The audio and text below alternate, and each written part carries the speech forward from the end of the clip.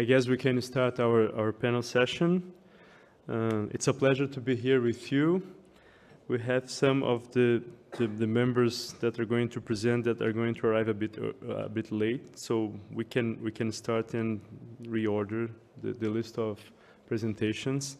My name is Fabiano Mionichuk. I'm from Brazil. I'm the head of the Brazilian delegation, and I'm co-chair of this working group on information, cybersecurity, and digital development. It's a pleasure to be here with you. It's a pleasure to be here with the colleagues that are going to present. Our session is named Information and Digital Security, and I'm pretty sure that we have a lot to share in common based on the documents that were discussed and based on the experience that you bring from your home countries. I'd like to establish that we have a 7-minute time for the presentations. I know it's going to be difficult to follow by that, to abide by that, but as we are in the last session of the day, I suppose that people are tired, and you as well might be tired because you've been working a lot since the morning, and many of you are experiencing the jet lag, like me. And so I guess we can keep that around 7-10 minutes for each presentation. Okay, and I'd like to start by inviting Sergei Volubiev from Russia, creator and coordinator of Civil Exam Intellectual Platform and senior researcher at Heritage Institute. Please.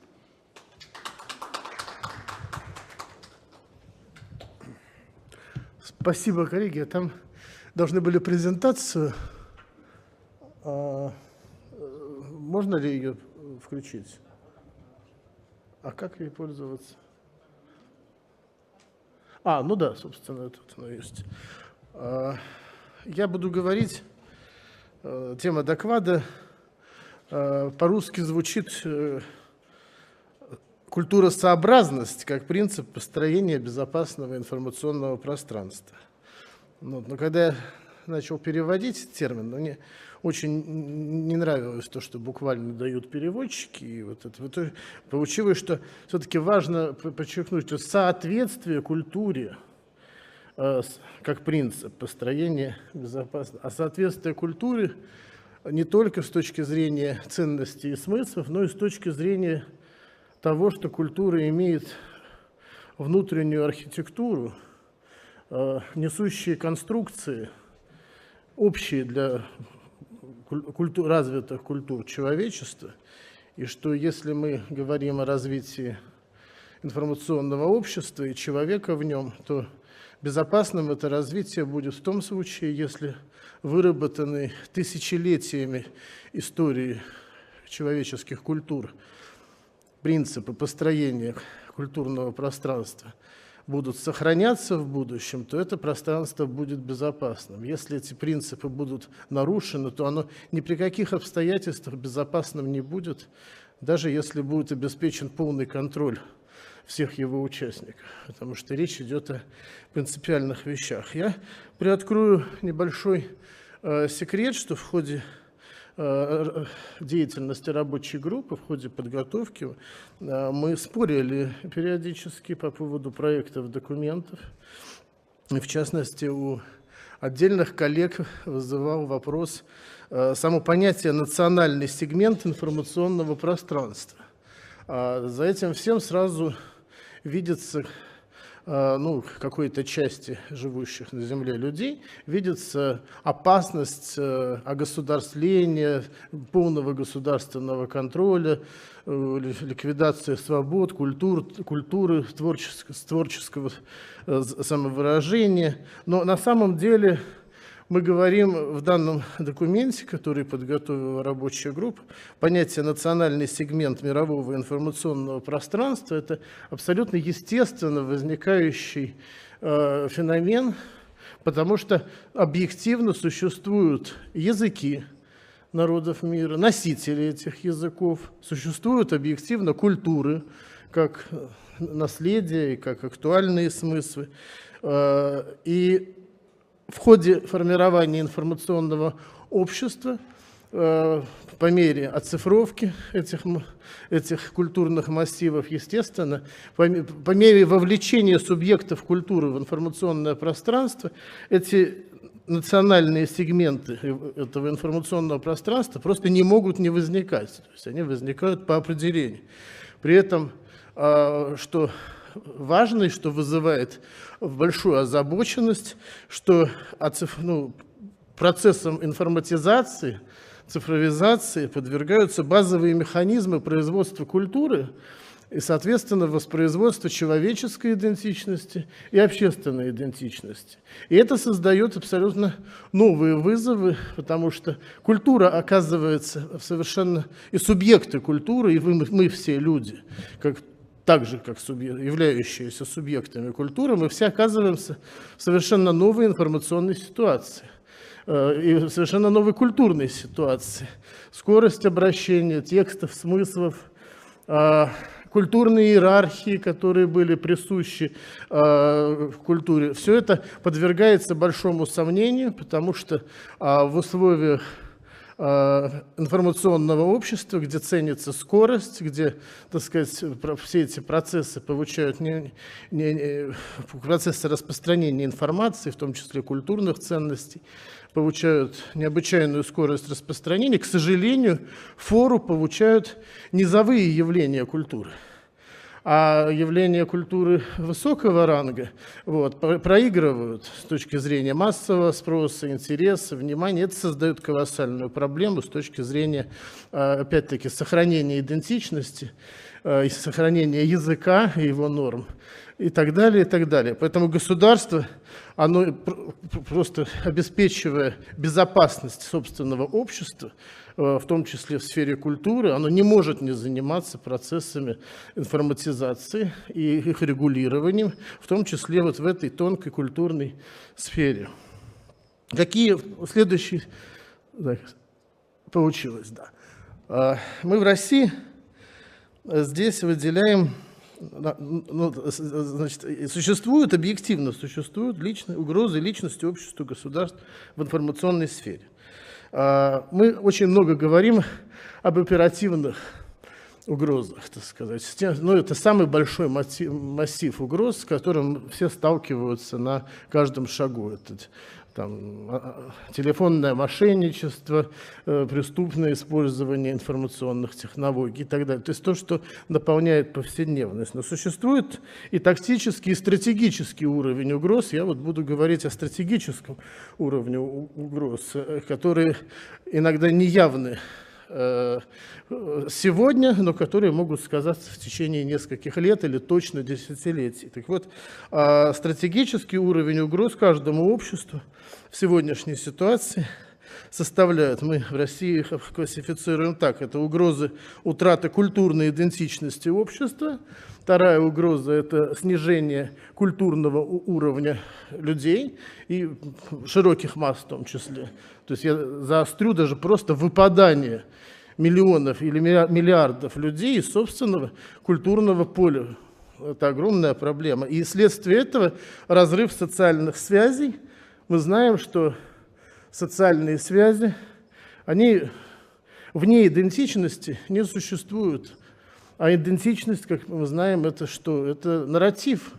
А, соответственно, в человеке должна быть способность воспроизводить этот нарратив, рассказать самому себе, своему ближнему, кто я такой, кто мои предки, что это за земля, что мы ценим. Если человек не способен воспроизвести это в таком рассказе, то, конечно, социальные связи рвутся, им не о чем больше говорить, кроме об узкофункциональных, экономикоцентричных вещах. Соответственно, главные критерии безопасного информационного пространства являются результаты, когда идентичность общества сохраняется, уровень культуры общественной растет, а это означает, что массы вовлекаются в пространство высших достижений своей национальной культуры и через нее мировой, а никак иначе. Все остальное пользование культурными благами, дешевыми массовыми, статистика массового спроса на массовую культуру – это не показатель. Показателем является спрос на массовый спрос на высокие достижения, интерес, по крайней мере, к этому. Ну а следствием этого является укрепление доверия и солидарности в обществе. Естественно, что они не живут вне культуры, вне этой атмосферы.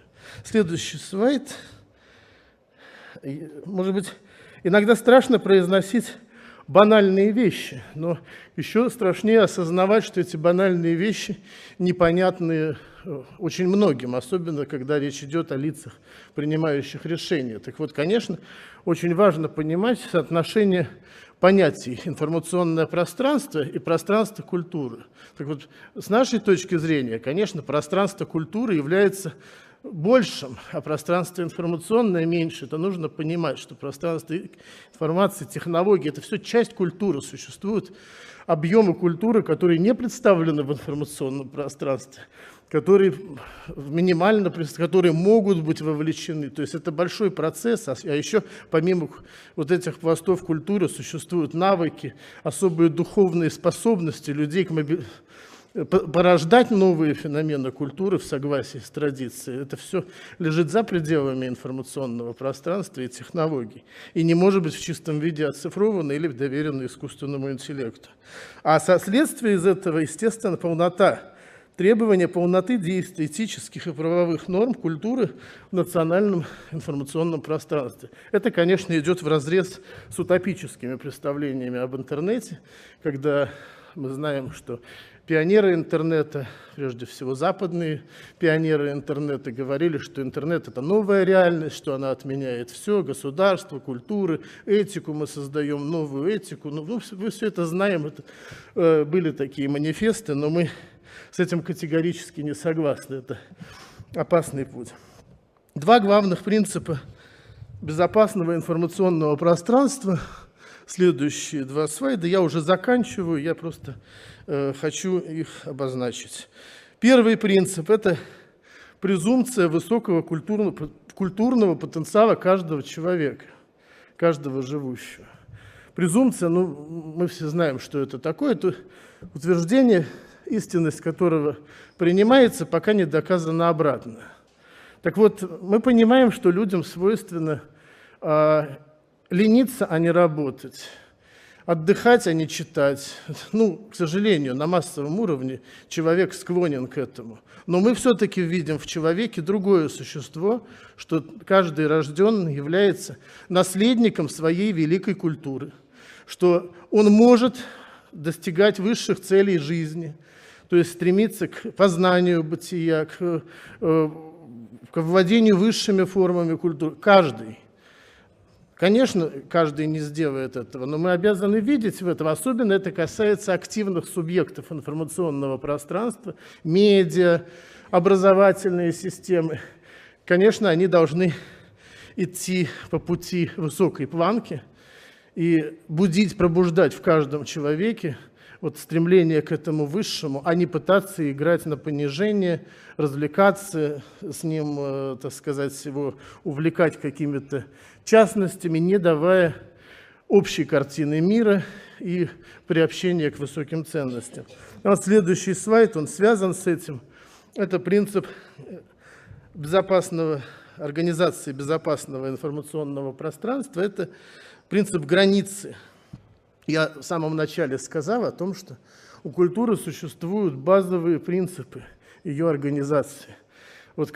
Важнейшим из таких принципов является, я называю его принцип границы или разграничения. В культуре, в любой высокой культуре всегда отделены между собой храм или религиозное пространство, площадь как политическое место, как собрание или как место, где расположено, так сказать, представительство власти.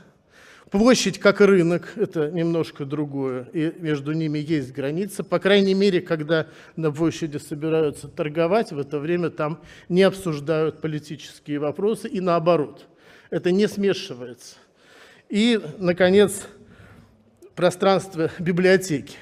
Это пространство тишины, где тоже не торгуют, не кричат, не развлекаются, где погружаются в мир знаний. Это очень условные символы, но они понятны всем живущим на Земле. Храм, площадь, рынок, библиотека. Это разные пространства, там разный уровень тишины и шума допустимого. Максимален он на рынке, конечно, ради бога, но этот рынок должен иметь границы.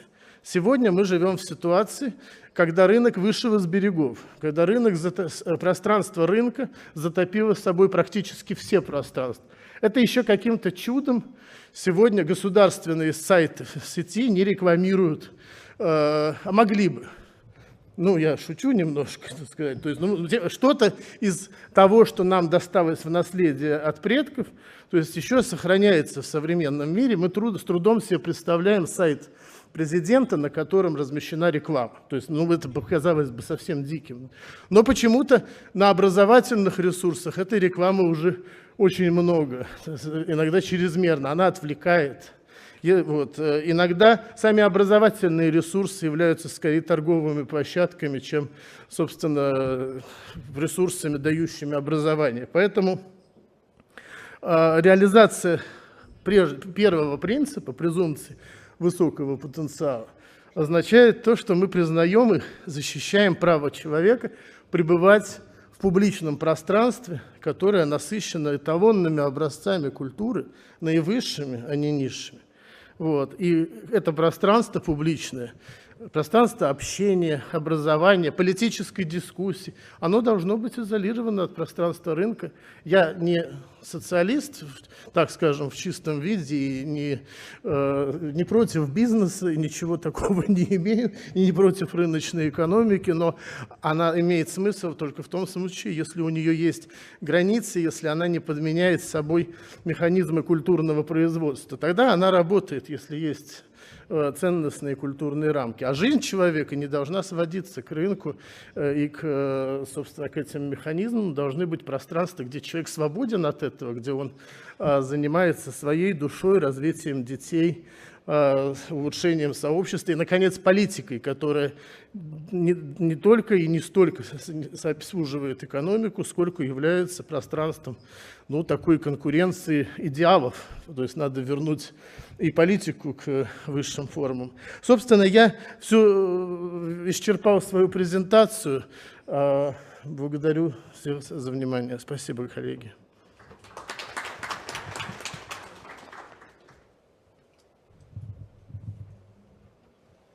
Thank you very much, Mr.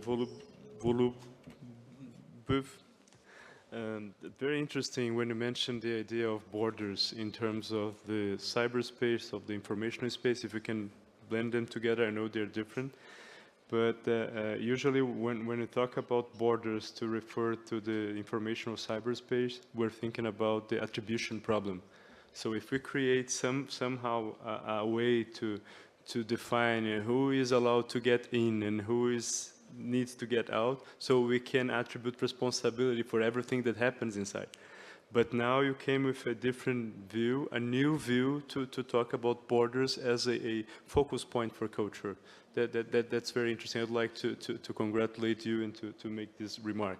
So next one in our presentation, Mr. Sun Bin from China, partner of the Beijing International Exchange Association. Mr. Bin.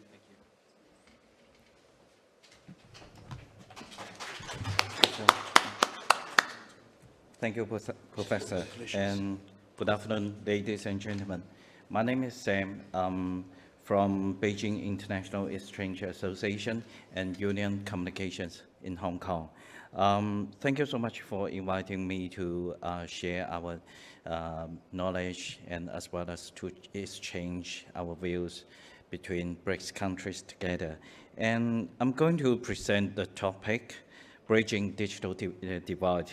Why this topic is very essential in our group, because digital skills, they are the basic human rights, and security is part of the skills we need to equip with together. And then we will be able to benefit from the digital skills together. And also because we believe digital skills is the only, and we think the most important skills that we can help those develop, the least developed countries and developing countries to change their status. For example, to change the peoples who are in the poor status to be a rich one through e-commerce and other channels. That would be the most important solutions for our citizens in BRICS countries. So before that, let me give you a very brief introduction about our organizations. The first of one is the Beijing International Exchange Association, which is an NGO based in Beijing, China, and founded in 1989, specializing in international exchanges. We've worked with many international and organizations such as UN entities, APEC, BRICS, and others. Our key projects include the UNSTI Forum, China-Russia Innovation Entrepreneurship Competition, etc. And the other organization I work for is Union Communications based in Hong Kong, China. We are a policy advocacy organization and promoting two agendas. The first one is digital inclusion, and the second one is gender equality. We have worked with the public and private sectors. For example, UN Global Compact, APEC Best Awards, which is organized by Russia, and as well as BRICS Women's Business Alliance as well, through public policy capacity building programs, as well as best practice sharing, operational digitalization, etc. So the reason that we want to focus on digital inclusion and gender equality is simply because we found these issues happening here and there, no matter in BRICS countries, but also in other countries as well, even though in those developed countries. Back to our topics on digital divide, it refers to the gap between demographics and regions that have access to digital information and technology and those who don't. So let's look at the left side, which is the global level. According to ITU, which is a UN organization, in last year, around 5.4 billion people, which is around 67% of the world's population, use the internet. But we still have 2.6 billion people offline. In Asia Pacific, we have around 66% online, which is slightly lower than the global average. But in CIS, it records 89%, which is higher than the global level. So let's look at the right side, which is the data in BRICS countries. The data varies. For example, some countries like Russia, UAE, Saudi Arabia record a very high connectivity, but in some countries record very low percentages. So today's events, I believe it provides a very good opportunity for our BRICS countries to learn from each other and to discuss how we can build a prosperous BRICS together. So, based on our research, we found some key reasons causing the digital divide, no matter in the global level and in BRICS countries. The first one is the infrastructure and accessibility. Especially in the rural areas, many are cut off from the digital world due to the simply absence of the basic infrastructure. And the second one is the economic factors. For a large portion of the population, the financial costs associated with the data, service, devices are just simply out of reach. And the third one is education and digital literacy.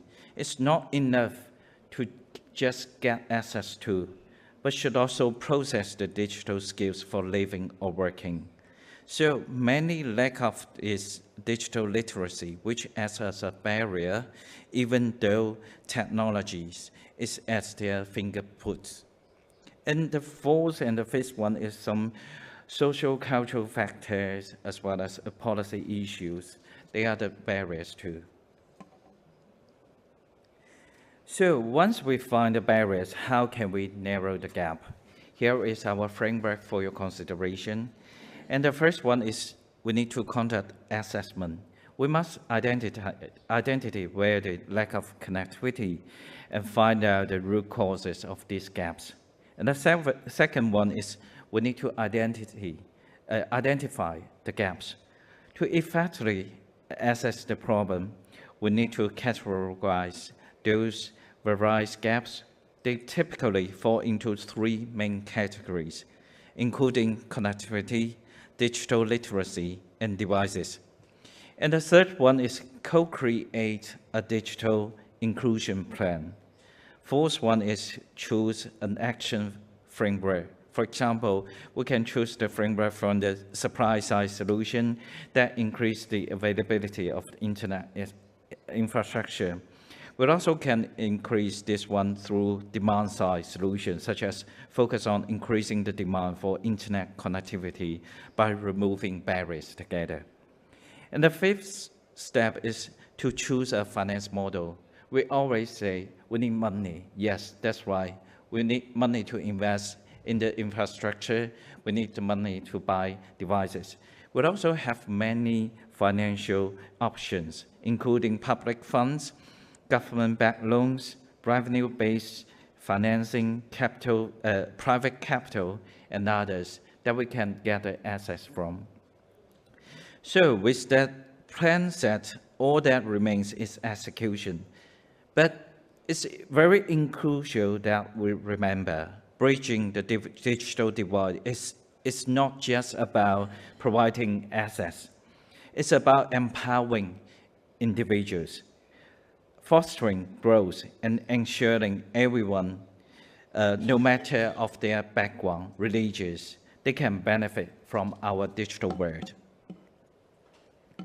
Let me share some of our works with the intergovernmental and international organizations such as Asian Development Bank, APEC, B20, and ITU, how we can enhance digital inclusion through our policy advocacy.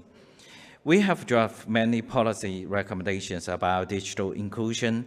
Luckily, some will be able to put into practice. Take APEC, for example. Last year, the leaders' declaration, they strengthened that we commit to bridging the digital divide, including halving the gender digital divide by 2030. And we also need to strengthen digital infrastructure, facilitate access to information and tech goods and services. And this one is one of the projects we work by our company, the APEC Women Connect, which is a gender digital inclusion program recognized by UN and the APEC. It aims to empower women, especially young girls, to realize their entrepreneurship via digital solutions through inspirational sharing, practical learning, effective recognizations, and awarding through the e-commerce side. So we have organized, for example, 5 workshops, 4 competitions, and developed 3 research reports. As a result, the program has successfully benefited over 100,000 women and girls globally. For example, this morning I heard some of the speakers shared some of the countries, especially in Africa, there are lack of some infrastructure, and the women, they have to take care of kids. We also have many girls like the ladies who only can stay at home to take care of the household works. But in the meantime, they can use the e-commerce to sell their products to their social communities together. So this is one of the solutions that we believe it can change everyone's view. And today, we bring some key recommendations for BRICS consideration. The first one is that we need to have supportive policy. We need to formulate policies that are inclusive and address the needs of vulnerable groups, especially for young girls, women, as well as senior citizens like us. The second one is infrastructure development. We shall continue to invest in high-speed and reliable internet, especially in underserved areas, like the rural areas. The third one is digital literacy. Connectivity without capability is just like having a library without the ability to read, for example, in the university. We must promote digital literacy programs in BRICS countries, ensuring that our citizens in BRICS are not only connected, but also good at harnessing digital tools and protected by information and digital security. The fourth one is we need to enhance BRICS cooperation and partnerships, especially with the support from the public and private sectors and the tech firms and service providers, so that we can leverage their expertise, innovation, and resources to help our citizens. The fifth one is affordability. We need to make digital assets, devices, and services more affordable for everyone. Lastly, is the need to monitor and evaluate progress. We need to establish mechanisms in BRICS countries that regularly assess the progress and impact our digital adoptions initiative. This can ensure that we remain on the right track. So here, I would like to call for your support. We are going to have some projects in BRICS as well as working with Russia together. The first one is the research on policy of science and technology innovation incubation service in BRICS. In this project, we are going to launch this one very fast from China as well as in other BRICS countries together. By building this cooperative network, we believe the BRICS countries can optimize service support and promote the exchange of advanced ideas and management experience on incubation service, fostering a very resilient and inclusive environment for science and technology development. And the second one is the China-Russia Engineering and Technology Forum, which is organized in this October in China. We welcome any countries in Russia, especially from the engineering and technology firms. If they are interested, they can join us to share their insights in this forum. So this is one of the commercials that we would like to call for your support. Thank you. And in conclusion, the digital divide, it's a challenge. It is the one that we get together today to overcome together. So with our collaboration, commitment, and these recommendations, we can ensure that every individual in BRICS countries enjoy the digital benefits and is protected by information and security. Thank you so much.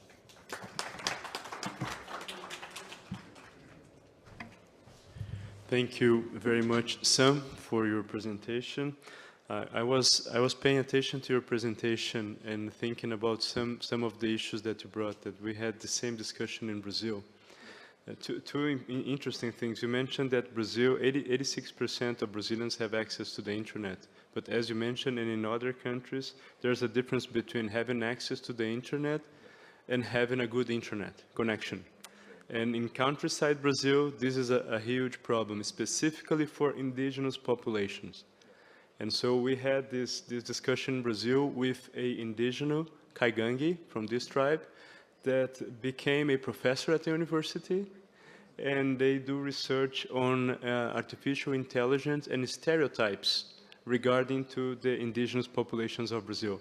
How generative artificial intelligence creates a stereotype that the indigenous people are backwards. And so they're trying to change the algorithms in a collaborative effort to change. This is very interesting. And the second thing that we need to have access, the digital divide that you mentioned. And unfortunately, while there are some countries in the world that belong as if they were the rulers of the world, that would be difficult. In 2021, Brazil was opening a public offer for 5G internet connections, and the United States vetoed Huawei from participating in that in Brazil. And then, as Brazilians, we had that idea that we put Huawei with other companies that already were in the Brazilian market. So now we have offer from 5G. But this is interesting. We need access to fight against the digital divide. We need to have access and sovereignty and digital sovereignty to countries to decide for their future without foreign interference. Thank you very much for your presentation. Next is Ahmed Tahir from Egypt. I'm sorry if I mispronounced your name, sir. It's okay? Oh, thank you very much. Director Al-Wihar Center for Political and Media Studies. Thank you. Okay, thank you. Good afternoon, ladies and gentlemen. My name is Ahmed Tahir. I am the director of Al-Hiwar Center for Political and Media Study, Egypt. Firstly, I'm glad to be today with you, and I present all thanks to Russia to organize this important conference, and I thank Organized Association to invite me to participate with you today. I want to say in this conference that today this conference is a good step to enhance the role of BRICS in the world, because this is the conference is the first about civil society after BRICS become BRICS Plus. From this point, I see it is important to make this forum a sustainable forum or sustainable entity every day, every year. Second, I will start my speech. My speech title is I try to answer the relation between how can save our information, our data, and in artificial intelligence. In BRICS, I see this is important issue. We should give it many attention. So I divided my paper to 3 axes, the first and the second and the 3. In the first, artificial intelligence between 2 terms, opportunities and the challenges. This is a question from which this research paper is based, which reviews how we can use or benefit from artificial intelligence safely within the framework of the country included in BRICS group. BRICS countries combine the 2 levels in this field of artificial intelligence, which are the level of countries that produce artificial intelligence tools or are capable of producing them. The other that use this intelligence. Because we saved how we should use artificial intelligence. So in the country, in the BRICS, we have 2 levels. Country can produce and the other use this artificial intelligence. So this is in this point. Therefore, there are 2 perspectives regarding this newcomer in the world of the technology. The first perspective stems from hope for this newcomer. The second stems from an anxiety about this newcomer. So,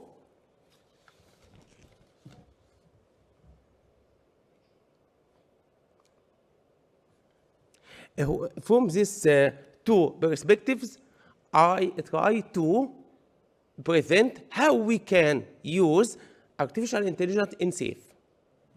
The first axis, this is overview about spirit of artificial intelligence chat application.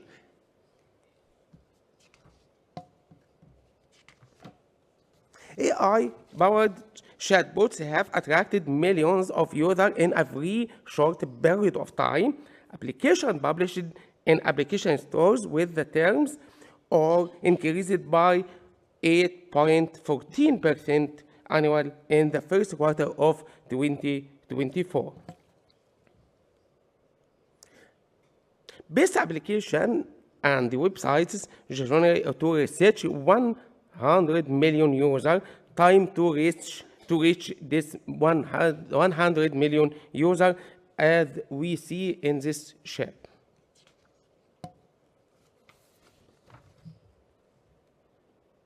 In this point, I wanted to say, we can say that following the success of ChatGPT, many companies have tried to develop and create their own AI language bot. Google, for example, and Amazon also tried to launch a new AI-powered chatbot called Q. I mentioned these points to clear what the situation now and how we can deal with this. The second, safe use of artificial intelligence, a shared responsibility. Technology, including its application of artificial intelligence, provides a new and unlimited means of information, knowledge, and borderless communication for high concentration for children and youth. But its negative effects are multiplied and affect to include physical health, where the negative impact on physical activities, in addition to many other problems related to the negative impact on the ability to be creative or even empathize with others. So, the matter requires a number of steps or policies that can be followed to reduce these negative effects on society in general and youth in particular. Some mechanisms can be explained on 3 levels as follows.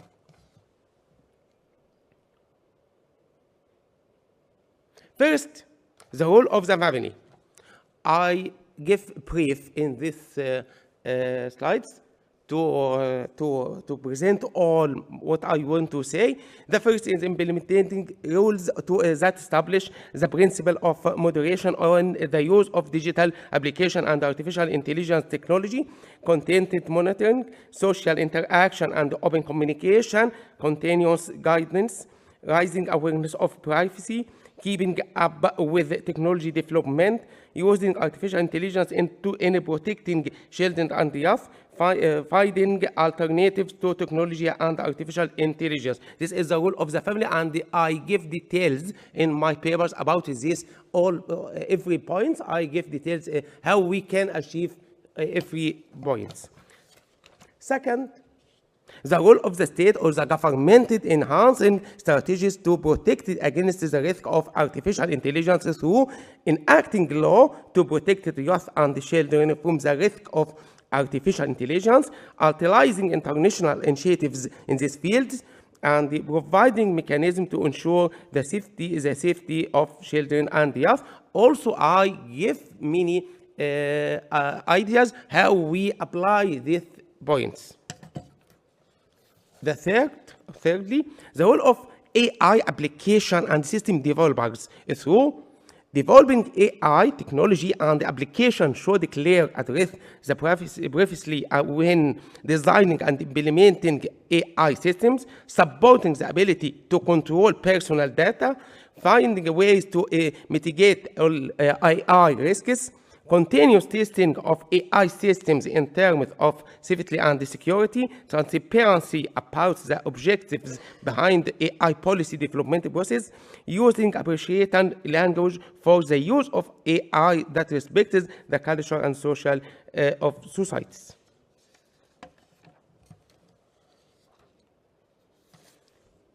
Third, access in my papers towards an ethical charter for artificial intelligence within BRICS.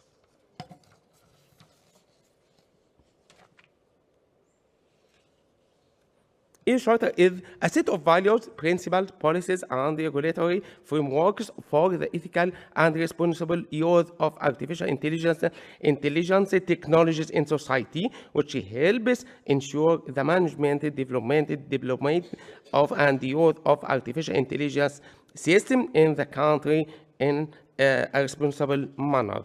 This is a definition of ethical charter. In this respect, I wanted to say that in my country, in Egypt, we developed an ethical charter for use artificial intelligence, which include a set of guiding principles centered around 5 main principles: humanity as a purpose, transparency and interpretability, justice, accountability, security, and safety. So we can say that it is important for BRICS group to agree to develop an ethical charter for the use of artificial intelligence as agreed upon in accordance with Article 57 of the Peking Declaration issued by BRICS Summit on the importance of responsible and ethical development of the use of artificial intelligence for social and economic development and the comprehensive growth of all society. Finally, we confirm that the future means that we need to take a proactive approach that focuses on education, regulation, and ethics to reap the benefits of AI and protect society, especially youth and children, from potential risks. The ultimate goal is not to stop the use of AI in its various applications, but to direct it on a path that ensures safe, just future for society and the peoples. Finally, I thank you for you give me this opportunity to present my papers and to listen me. Thank you again. Thank you very much, Mr. Taher. A very, very interesting and very necessary presentation about the ethical regulation of artificial intelligence. This is something that I believe has appeared in all countries, all BRIC countries discussing the issue in the working group number 5, the need for regulation. And I guess there is a mention to that in the final document that we're negotiating to incorporate that suggestion. That's very important. One thing that called my attention was the involvement of families, of state, of developers in this charter. So thank you very much for your presentation.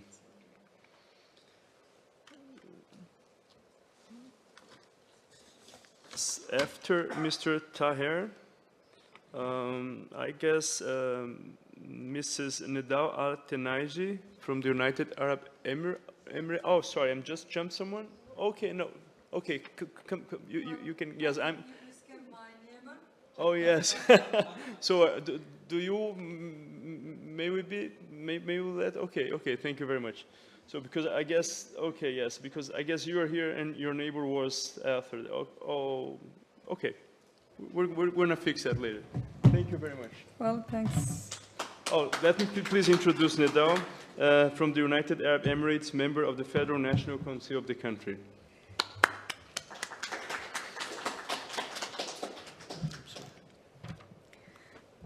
Well, I'd like to welcome you all in this session, and I'm glad actually to join you today on a topic that is of crucial importance in our digital world. And before I start actually my presentation, I just would like to reflect a little bit of what I've been hearing since this morning. And I think that when we are talking about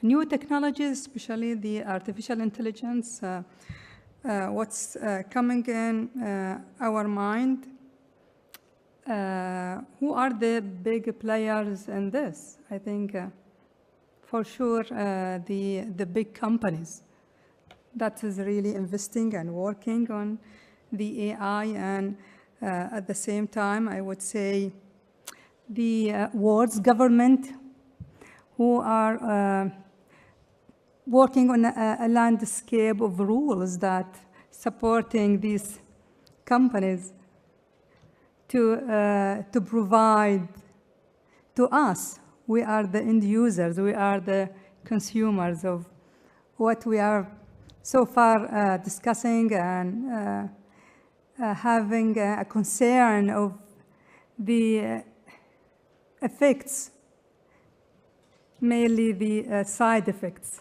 of these technologies and how we can work with our community in order to overcome all that. Anyway, let me jump in to my presentation. As we all see today, the digital transformation has largely affected our lifestyle from the smart phones, smart homes, and online banking, social media. We are really consuming all these kind of digital transformation, and digital technology is embedded in nearly every aspect of our daily life. Well, is there other way to live our life without it? I don't think so.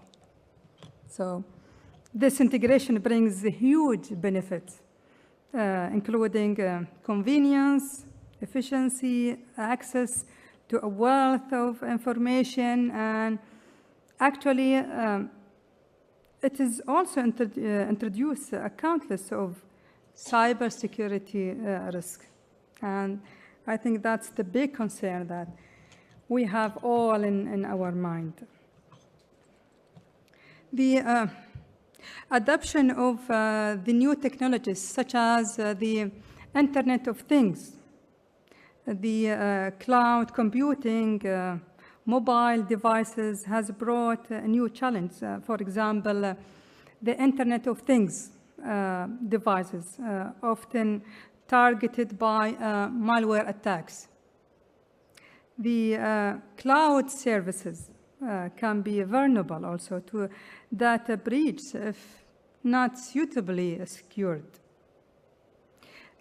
This growing complexity and impact of cyber threats require strong cybersecurity measures across all fields.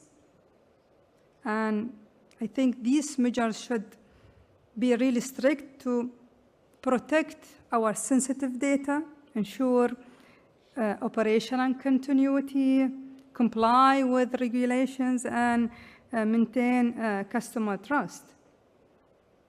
In addition to all that technologies, I think the field of information and digital security also got affected by the use of generative artificial intelligence, which includes tools like my colleagues has mentioned, for example, the ChatGPT.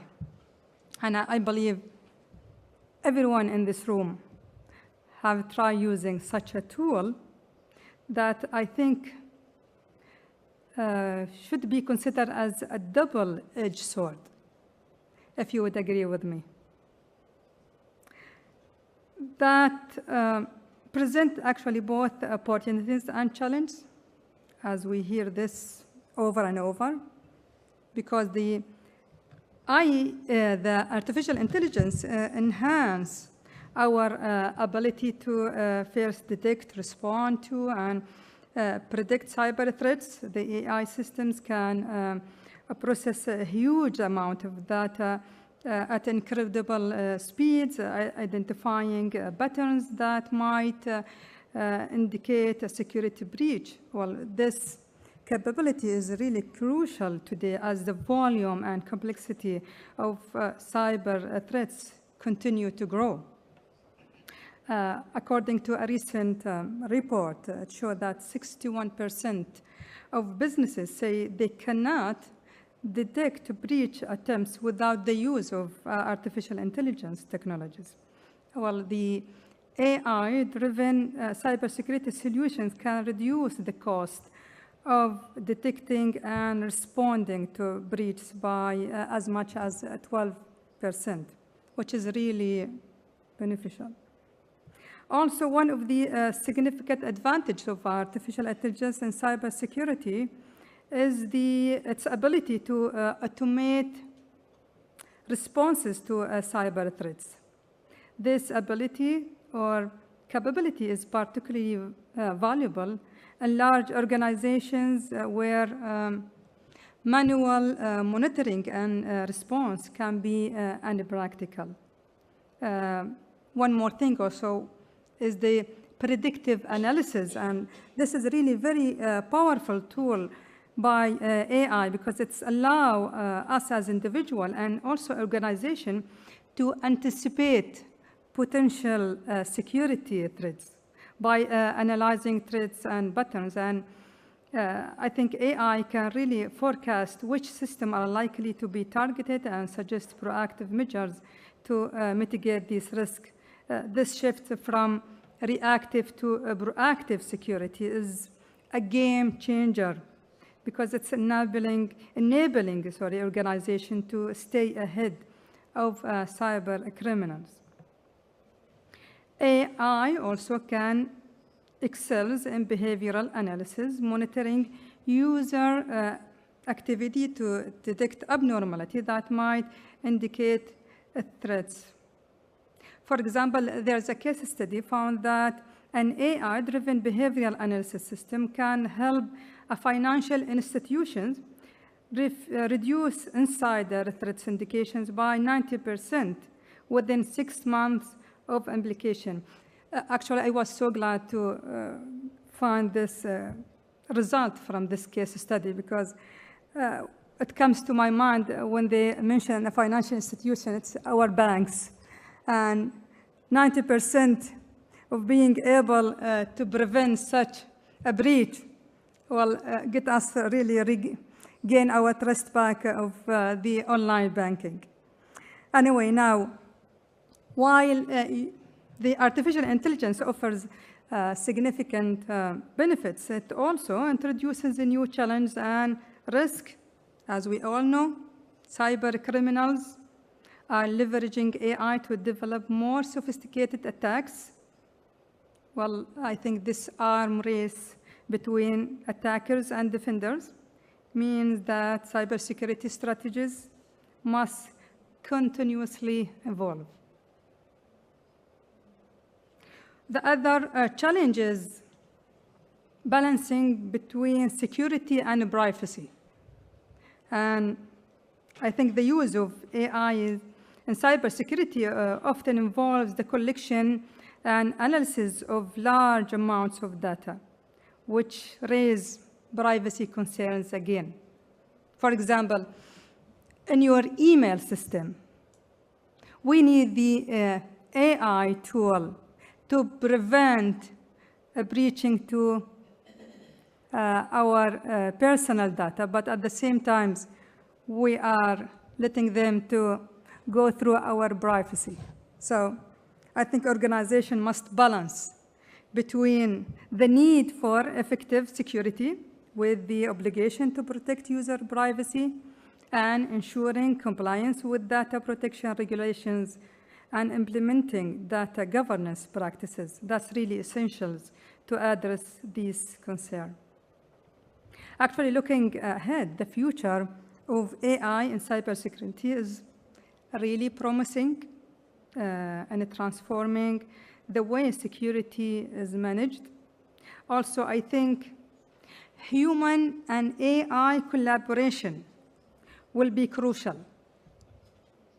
We cannot deny that the AI might be smarter than us. I believe all of us here about the danger of us as a human, that we are facing another creatures, I could say, that we created by ourselves. But I think that collaboration is really important, because with the AI handling routine and time-sensitive tasks, the human focus should be on strategic decision-making and complex threat analysis. This synergy will enhance the overall effectiveness of cybersecurity efforts. Well, finally, I think in order to mitigate these risks, both individuals and organizations must adopt comprehensive digital security strategies. And I'm glad that we are doing this at BRICS. And that's what makes this forum is really important on that. Thanks. By focusing on two main things, really. The education and awareness, that's really very crucial. And I heard many presentators has mentioned that we have to focus on the education and the awareness, raising the education and awareness of the various segments of community. And thanks for many initiatives that's really taking care of that. And we need also to develop and enforce strong security policies and procedures to ensure consistent protection across all digital assets and activities. I would say by the end that AI is really playing an increasingly critical role in cybersecurity, offering all that advanced capabilities. And also at the same time, we are not forgetting the new risks that we are getting to be introduced to, as I mentioned earlier, by adopting a holistic approach to cybersecurity that combines solid data governance and compliance with the regulations. We can protect our digital infrastructure and build a secure future.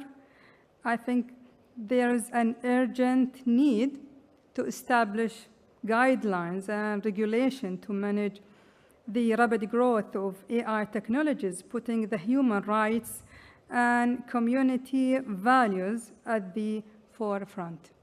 Thank you for listening.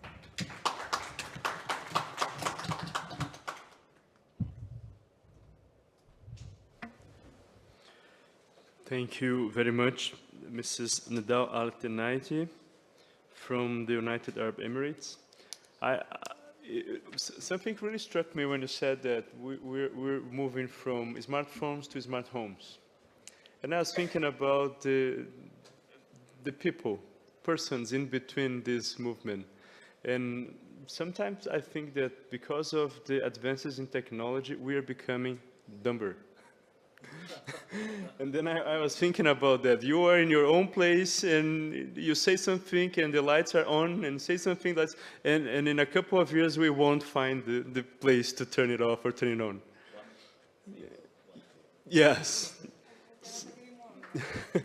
So, but that's a joke, just to mention something that's very important.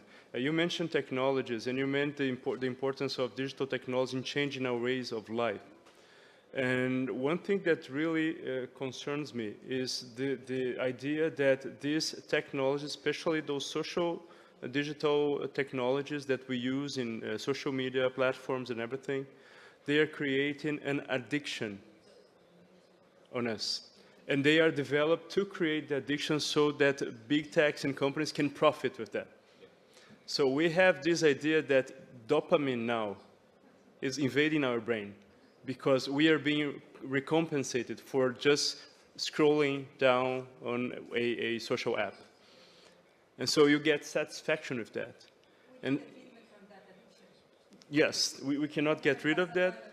And children are get addicted to that too, because we're so busy with our affairs, so we cannot take care of the children, so they get the phone, and they get addicted early in life. Yeah. So this is one thing. That's why when you mentioned the regulations to deal with technologies, like we have heard before, it's something that I think it's very profitable and very interesting to dig into that. Congratulations again for such a brilliant presentation. Alain Salviev. So now it's your time. So to be fair, Mrs. Al-Tenaiti comes first and then you come after her in the program. So that's why I jumped you, okay? Nothing personal. Okay. Alain Salviev is Vice President of the BRICS Strategic Projects Alliance for International Technological Cooperation. Please. Да, спасибо. Профессор Мельничук говорит, что проблема в том, что человек скоро перестанет находить выключатель в своем умном доме. А мне кажется, что проблема чуть шире. Главное, чтобы человечество точно помнило, где выключатель от искусственного интеллекта. И тогда все будет хорошо. Позвольте вот еще к реплике Ахмеда. Очень содержательные сегодня экспертные доклады. Самая короткая этическая хартия искусственного интеллекта, которую я читал, а я читал очень много в силу своей работы, Санкт-Петербургская этическая хартия, там всего одна фраза: «Помоги человеку». Мне кажется, очень коротко и ясно. Так, а где моя презентация? Презентация на английском, буду говорить на русском, потому что разговор на английском у меня примерно как у Мутко. Если кто-то помнит, должны знать.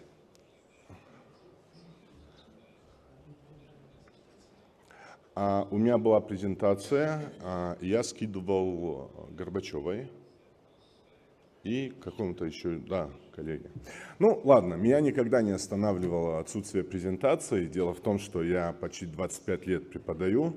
И почему мой доклад может быть ценным? Меня зовут Алан Салбиев, у меня трудовой стаж в отрасли информационных технологий начался 1 марта 1999 года. И за это время было многое из рядовых таких пехотинцев информационных технологий, от оператора ВМ я дорос до регионального министра цифрового развития, затем перешел советником федерального нашего российского министра цифрового развития, а с 30 мая стал вице-президентом по международному технологическому сотрудничеству Международного альянса BRICS. В 2014 году основал Академию системного анализа и около 200 проектов российских, международных в сфере информационных технологий. Поэтому смею предполагать, что все, что я скажу, хотя бы в какой-то минимальной степени может иметь ценность к теме нашего сегодняшнего форума. О чем я расскажу в своем докладе? Смотрите, в чем проблема. Формат BRICS стремительно развивается, и желающих войти в команду BRICS все больше. Но первый звонок прозвучал, и 25 июня агентство ТАСС передало новость, что большинство стран БРИКС решили пока взять мораторий на вступление новых участников БРИКС. Как сказал Сергей Лавров, я хочу процитировать и буду читать, чтобы не ошибиться. Подавляющим большинством голосов десятки решено взять паузу с новыми членами, чтобы переварить вновь прибывших, которые увеличили состав в 2 раза. Это сказал Сергей Лавров, министр иностранных дел. Вот предлагаю сегодня в кругу единомышленников, в кругу экспертов поговорить о том, как не допускать подобной ситуации. Как сделать БРИКС таким форматом, помните принцип «подключил и работай». Мне кажется, в современном мире это возможно сделать. Давайте об этом поговорим. Похоже, искусственный интеллект развивается более быстрыми темпами, чем БРИКС.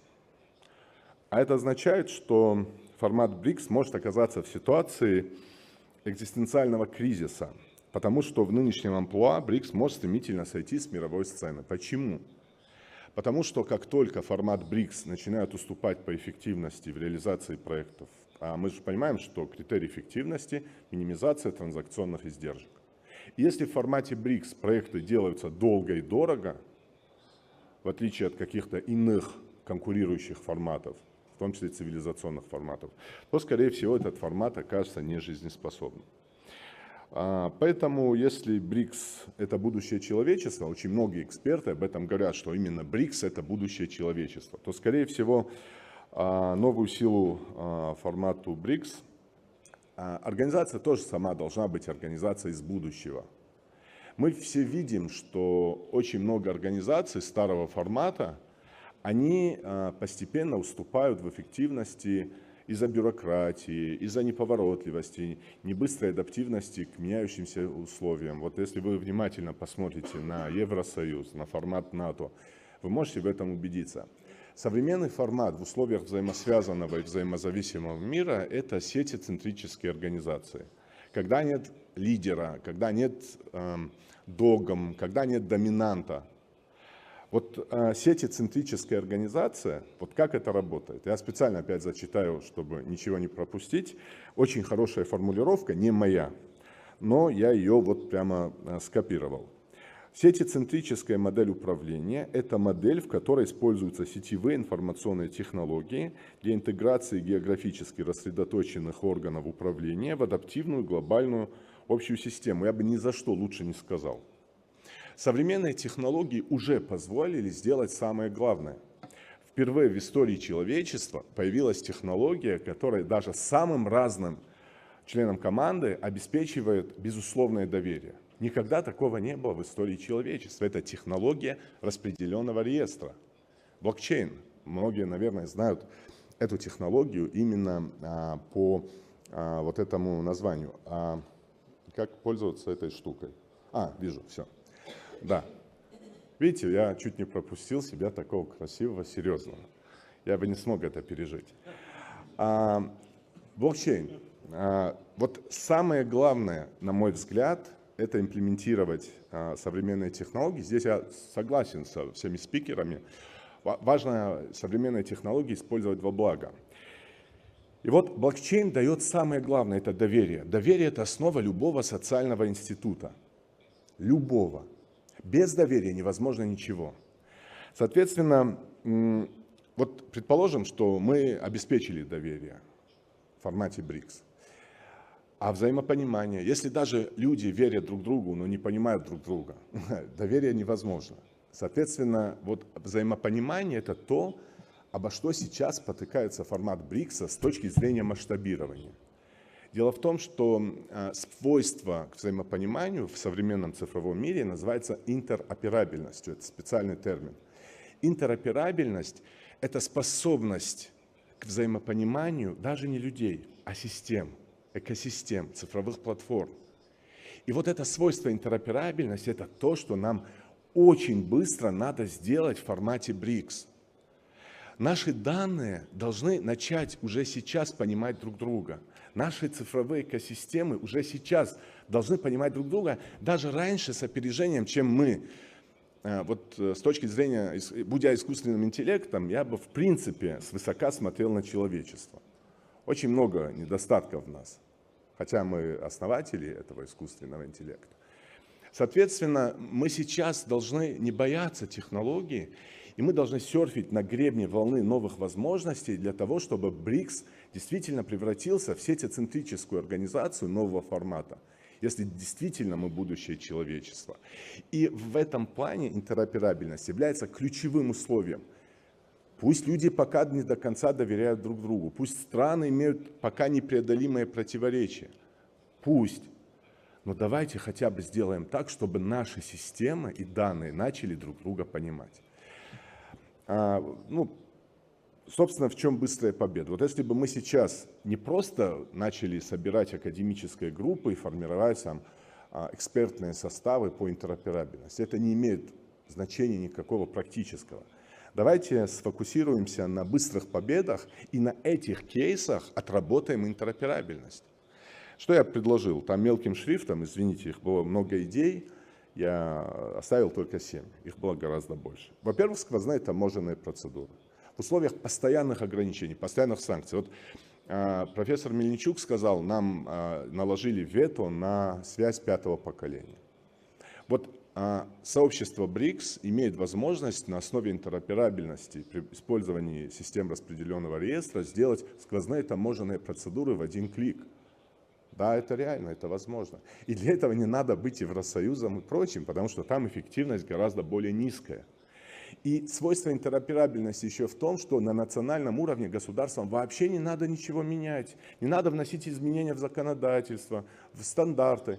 Мы просто на наднациональном общем уровне, в слое BRICS, делаем коннекторы друг с другом, чтобы мэчиться и понимать друг друга, и все. Это достаточно простая технологическая задача. Потом вот общее цифровое пространство юридически значимого обмена и хранения информации. Вот все отрасли, с которыми я говорю, они сталкиваются с этой проблемой. У всех сейчас проблема в том, чтобы обмениваться электронными документами, которые бы имели одинаковую юридическую значимость. И признавались всеми странами, и мы их могли архивно хранить. И возникает диссонанс. То есть каждый на национальном уровне уже привык к электронным подписям, электронным документам, а на слое BRICS мы до сих пор используем голубиную почту. Это просто анахронизм и, конечно же, снижает эффективность формата BRICS. Ну и остальные сквозные победы. Я уважаю тайминг, я всегда работаю по ТЗ. Соответственно, я не буду все вот эти быстрые победы медленно рассказывать. Кому надо, их изучат. Презентации есть. Всем скину. Какие рекомендации? Как можно скорее создать архитектурный комитет? без этого никак. Да, в какую-то форму нас всех надо облечь во главе с профессором Мельничуком. Потрясающий, кстати, парень. Яркий пример того, как дружба народов может рождать шедевры. Вот. И второе, значит, ВШЭ совместно с академическими научными организациями стран-участниц БРИКС, и тут, возможно, не только БРИКС, но и те, кто еще претендует войти в состав БРИКС. У русских людей говорят, что одна голова хорошо, две лучше. Создать вот эту группу и как можно скорее начать отрабатывать на реальных кейсах. Вот не дай бог это опять утонет в каких-то разговорах, совещаниях и отчетах. Ну и выводы. Формат БРИКС действительно может стать основой для человечества, безусловно. И технологии, современные в условиях взаимосвязанного и взаимозависимого мира, это позволяют сделать. Глобальный юг возрождается, и с небольшим, может быть, перерывом, но все страны, которых называют будущим человечеством, это еще и великое прошлое человечества. Просто немножко надо посмотреть историю, и все будет понятно. Ну и, собственно говоря, ради чего я вышел, ради моего красивого, улыбчивого портрета. Здесь есть ссылка на веб-сайт организации, в которой я работаю. И моя личная страница в Telegram, пожалуйста, пишите, как минимум презентацию я вам направлю. И на русском, и на английском языке. Единственное, я на китайский еще не успел перевести, но всему свое время. Спасибо.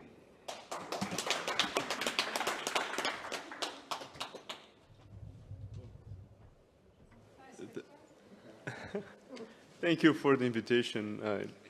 I would appreciate to become the head of the BRICS Digital Interoperability Initiative. So it would be difficult to convince the Brazilian Central Bank president about this digital currency that we're trying to elaborate in the center, because he was chosen by the former president. He's really pro-American, so, but we can handle that. Well, thanks. Thank you very much. That was a very inspiring presentation, very interesting issues. The parallel between the digital world and BRICS is very, very interesting. So I really appreciate that. The relation between trust, mutual trust, and interoperability also when it comes to digital technologies. Congratulations for your presentation. Now, seriously. Let's move to the next person that is going to present, and she's from the Philippines, founder and chair of Digital Filipinas, and her name means in Portuguese the most beautiful word that we have in Portuguese, which is amor. Amor means love in Portuguese. So please, Amor Maclan, the floor is yours.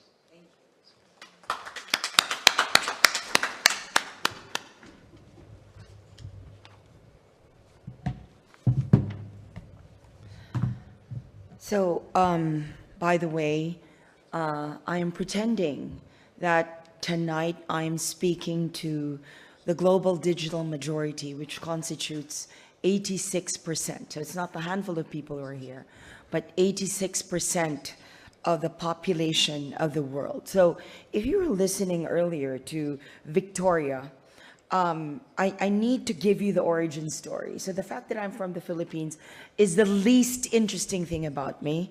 My name even lesser interesting, but thank you very much. I represent a group called the International Digital Economies Association, which is essentially the coming together of digital economy leaders in the global digital majority. So let's get started. Right, let me just look for the correct file that was supposed to have been given to me. There you go. I have a presentation, and later when you reach out to us, I'll be more than happy to share it. But focus less on the presentation. I am far more interesting. I may not be as beautiful as Alan, but I certainly, my presentation will be more interesting than the deck. So number one, I want you to know that the concept of the global digital majority had its roots with a certain Miss Victoria Panova. So we were together in South Africa, in Cape Town specifically, during the handover of the presidency of the G20 from India to Brazil. And something stuck a chord in me, which was, she said, the global north calls us the global south, and we absolutely reject that, because what we are is the global majority. So we enhanced that and made it about the global digital majority.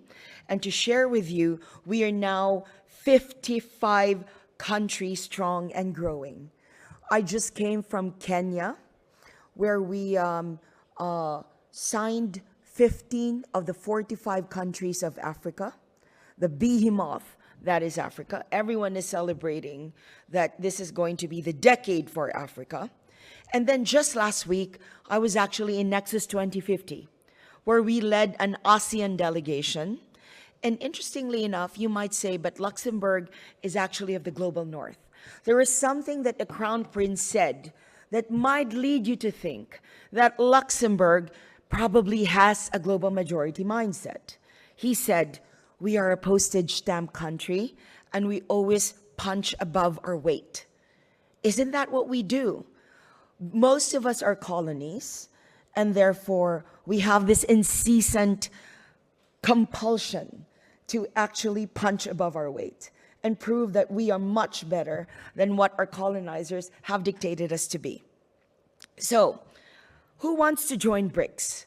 Many of our members in IDEA, like Indonesia and 40 other countries, one of my favorite being Cuba, the DRC, Kazakhstan, we have a friend over there, Aslan.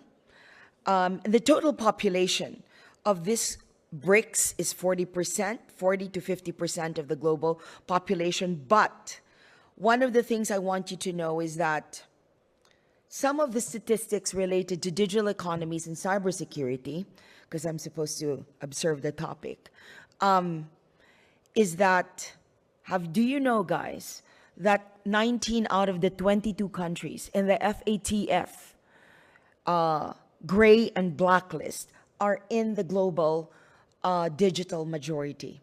And everyone in the blacklist is actually from the global south, as they call it, which is from our family. Did you ever wonder that the reason for that could be because we use more non-traditional technology, such as crypto? Do you know, for example, that the top crypto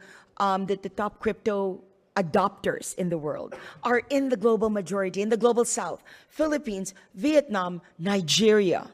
So what does that say? The traditional financial rails that have been imposed on us make us look like we're non-compliant or we're in the blacklist. So 4 quick points. No need to focus on the presentation because it's out to strain your eyes, right? Number 1, information and digital security and data sovereignty. We are not poor because there's no money or resources. Africa is one of the richest countries in the entire world. So is Indonesia, so is the Philippines. However, the problem is we do not own our data, right? So we still have scenarios where traditional banks and financial institutions not only do not interoperate, as our friend Alan has said, but rather the big financial institutions continue to own the data. What can we do? Let me focus on what it is that we can do. Why don't we take a look, for example, at India's Aadhaar system, of which we base our national ID in the Philippines. Let's take and learn from each other. Let's take technologies not from the global north, but from those who actually understand us. So that's why we have a propensity to work with India. In August, I'd like to invite you, because the government of India is flying in our group, IDEA, and we're looking forward to closely working with the Digital Locker Authority. Have you guys heard of the Digital Locker Authority? It's basically a digital repository of all the information that you have, so you can decide to turn on and off, on or off, whoever you want to sell or give your data to. So why can't we have, maybe under the leadership of our friend from Brazil, why can't we have maybe a data or a marketplace? I want to borrow and steal the concept of interoperability, of the global majority working with the global majority, extend it outside of the members of BRICS, because we may not be formally a member of BRICS, but we have and we share the mindset and also the heart of BRICS. Next, we need to come up with our own standards for global data compensation. And I'm pleased to let you know, if anyone here will be in Brazil in 2 weeks, I'm attending a G20 program in Rio, and we are signing the Global Sandbox Initiative, which is essentially various sandboxes talking to each other. What's to prevent all of us here in BRICS to agree to lend one sandbox per and learn from each other and do our own pilot? By the way, the one thing you need to learn about the global digital majority is we're very young. The average age of the global digital majority is 25.5 years, of course. And we in Asia, we never age. Because we're Asian, we never raisin. Thank you for laughing at that joke. I will give a coin drop to whoever laughed at that joke. What does that mean? We are born with a mobile at birth. For every 100 million people, we have 104 million mobile phones. So when we're born, we come with a mobile phone. I kid you not, usually 2. So who cares about internet penetration? We care more about mobile penetration. What does that mean? We in the Global South not only are young, well, I probably missed it by a few years, but you know how we make money? We love to shop.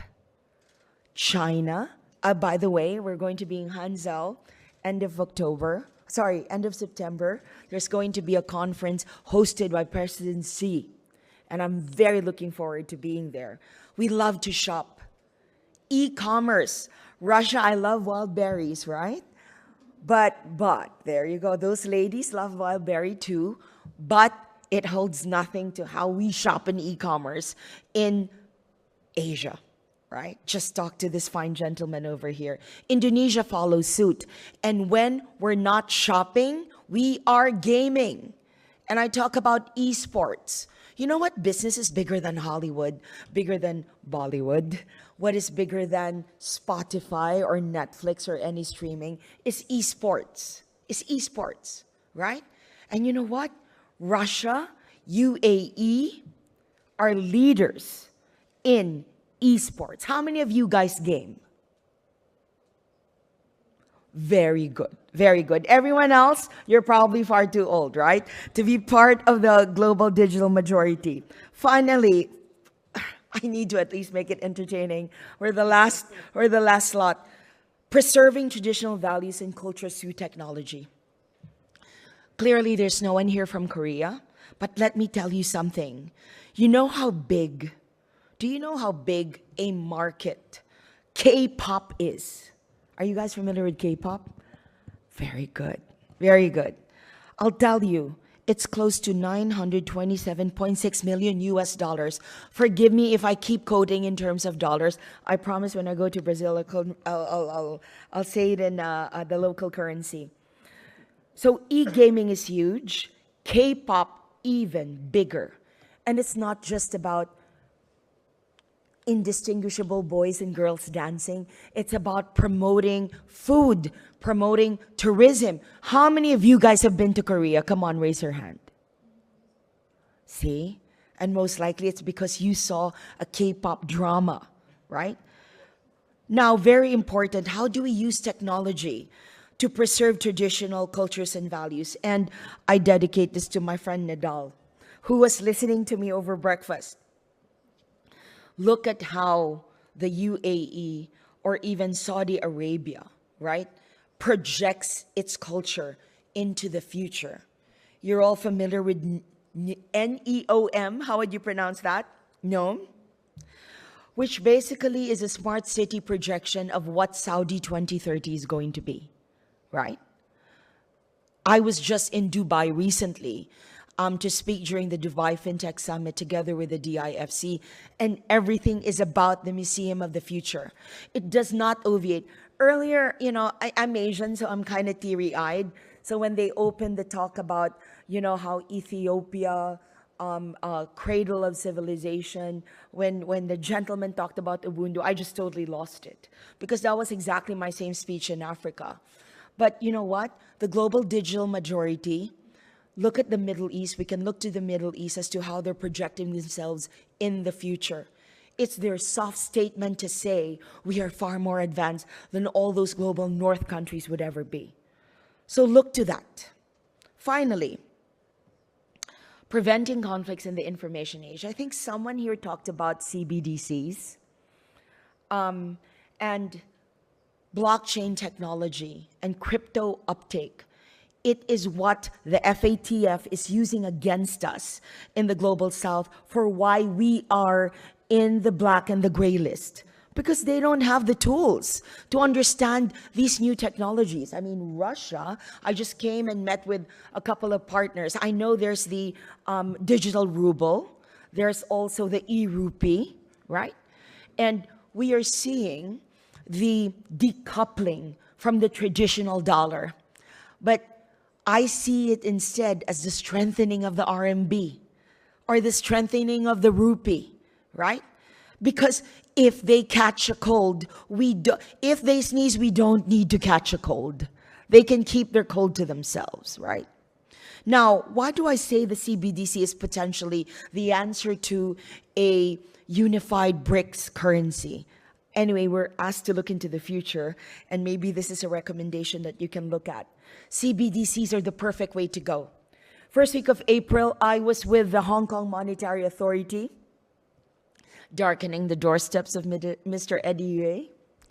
And essentially, Hong Kong, I look to Hong Kong SAR in China as one of the financial hubs, along with UAE, of the digital majority. They launched a project called the M-Bridge, which basically brings together Thailand, UAE, and mainland China. Why don't we all join that? I think Russia should join that. Egypt should join that. By the way, guys, you need to take a look at Egypt, because all the investments in Saudi Arabia is landing in Egypt. So I need to visit Khan al-Khalili again. It's M-Bridge. Why can't BRICS be a part of that? And blockchain is very critical to this because it will allow for traceability, right, of the currency. For example, many of us here respect, I am a big champion, even if I'm not Muslim, of Sharia finance, halal finance. It is only through blockchain that we will be able to track whether your money is haram or halal. Final point, making the internet safe for children. The only way we can make AI safe is by using blockchain technology to create attribution for the data. How do I know, for example, that what Dr. Ahmed said was really said by him, right? And not by his doppelganger online. So only blockchain will be able to do it. There's another important contribution that Russia actually made, which is the idea of phygital, right?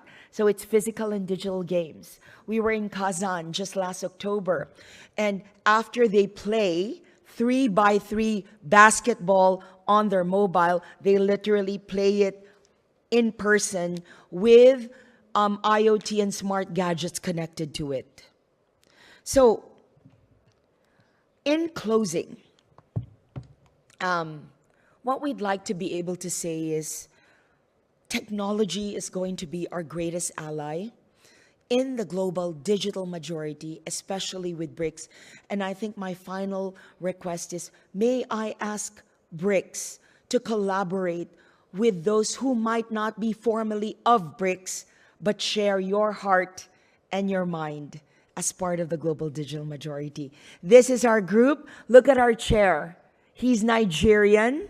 He is the father of Africa FinTech. and we'd love to have you in IDEA. Maraming salamat po. Bolshoy spasiba, ya lublyo tibia, BRICS. Thank you. Thank you very much, Mrs. McLang. A very interesting, brilliant presentation, and the idea of the concept of a digital global majority, it's very welcome. Thank you very much. Next, Mr. Aslan Tolegenov from Kazakhstan, an expert. The floor is yours. Здравствуйте. Благодарю вас за приглашение. Меня пригласили сюда в качестве эксперта. Многие страны подают все больше заявок на вступление в эту организацию. И если целью БРИКС является внедрение единой валюты с целью избавления от зависимости от гегемонии доллара, коллективное увеличение роста экономических показателей, обеспечения социальных, финансовой стабильности стран-участниц.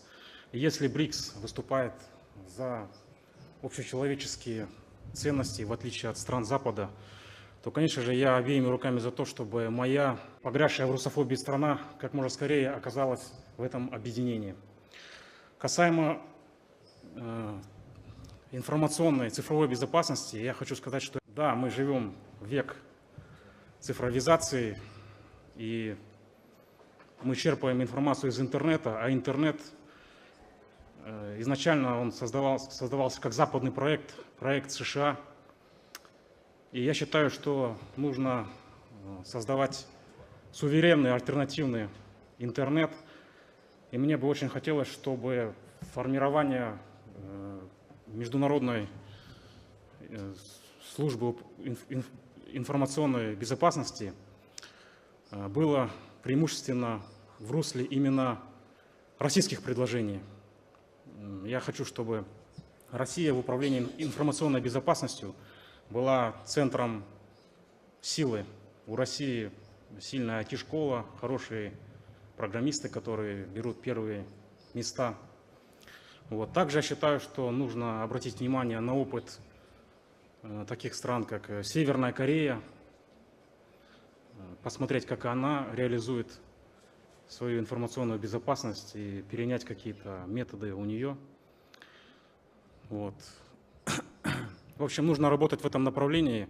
И самое главное, чтобы все, что здесь обсуждается на этом форуме, не было пустопорожним и подкреплялось делом.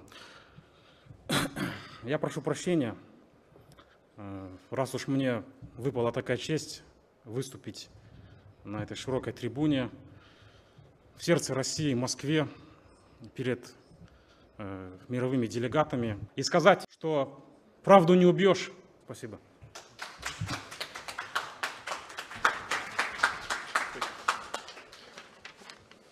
Thank you very much, Mr. Tolegenov from Kazakhstan. Last but not least, we have Mrs. Hoda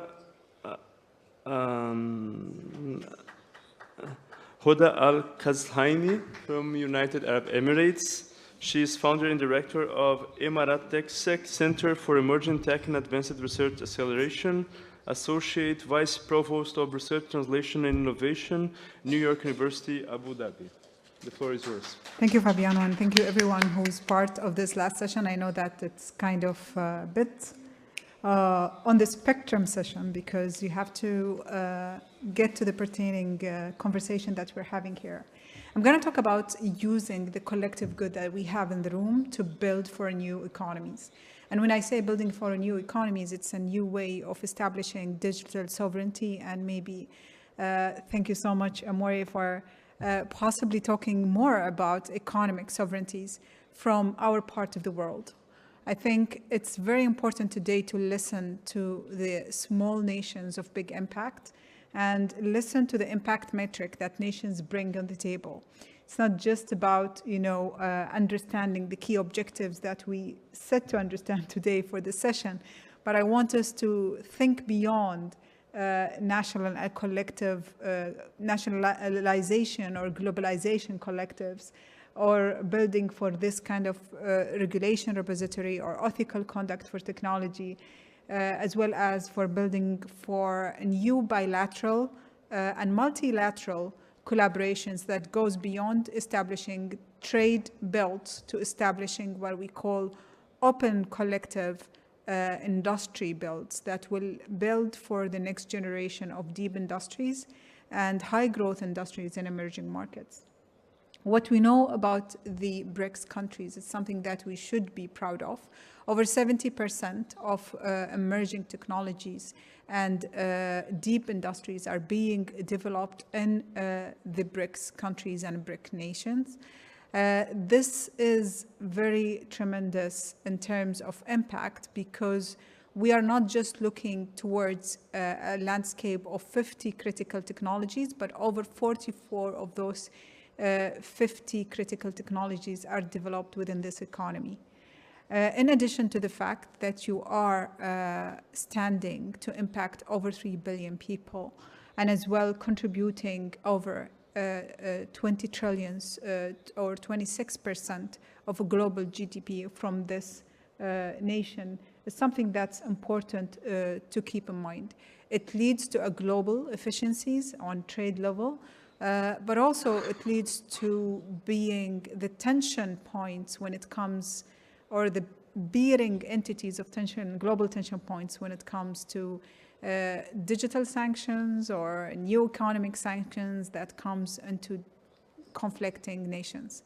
We're one of the highest, we're one of the global regions that concentrate highest conflicts in the world, and highest as well vulnerability groups in the world. But as well, with that parallel, we're one of the highest emerging economies that builds for faster efficiencies. So I think with the crisis comes innovation, and with innovation comes a new way of developing for new efficiencies. And this is the learning lesson that we should take to the global sphere, and we should be able to maintain the success, I would say, consortium development, as my fellows has issued the call earlier. I think they throw the glove, and they've said earlier that we have to merge forces, and I think we should be humble around the table of collaboration and bring forces together to build for new global efficiencies. And when I speak to global efficiencies, I'm not just talking about cyber sovereignty or security sovereignty, but also something that goes beyond digital sovereignty or technological sovereignty and R&D sovereignty, towards building for this stack of industrial sovereignty that should be developed across different nations. And those industrial sovereignties goes beyond what Fabiano just mentioned earlier, right? You told us in this morning session that there is a huge distinct definition difference in between cyber and information security, and do agree with you in there, because when you discuss information security, then you tend to care about the physical and non-physical space, regardless of what's happening on a cyber-specific space. And today, more than yesterday, we're being faced by the harsh realities of what would be the bystander effect of not addressing these critical issues.